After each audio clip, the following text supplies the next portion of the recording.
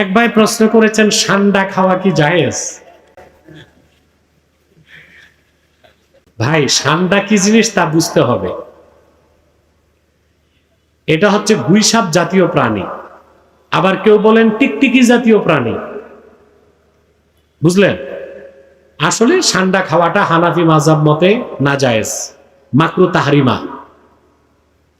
আবু দাউদ শরীফের একটা হাদিস আছে, আল্লাহ রাসূল সাল্লাল্লাহু আলাইহি ওয়াসাল্লাম ইরশাদ করেছেন, নাহা রাসূলুল্লাহ সাল্লাল্লাহু আলাইহি ওয়াসাল্লাম আন আকলি লাহমি দাব্ব। হাদিসটি আবু দাউদ শরীফও আছে, মিশকাত শরীফও আছে।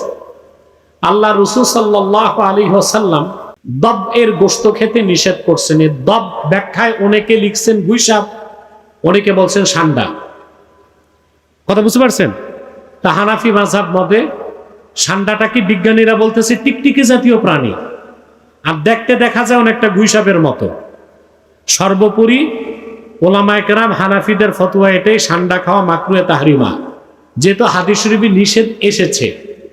আর একটা রওয়ায়াত আছে বুখারী শরীফে যে রাসূল করিম সাল্লাল্লাহু আলাইহি সাল্লামের সামনে সাহাবায়ে কেরাম খেয়েছিলেন, আল্লাহ রাসূল সাল্লাল্লাহু আলাইহি সাল্লাম ধরেন নাই, আবার সাহাবায়ে কেরামকে কঠোরভাবে নিষেধ করেন নাই।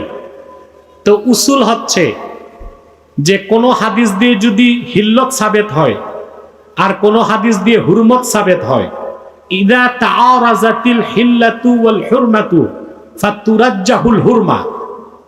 বুখারীর একটা রওয়ায়াত থেকে দেখা যায় খাওয়া যায়, আবু দাউদের রওয়ায়াত থেকে দেখা যায় খাওয়া যায় না।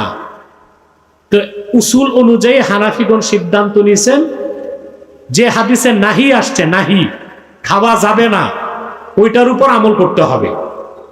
এই জন্য হানাফিদের মতে এটা মাকরুহে তাহরিমা, হারামের কাছাকাছি।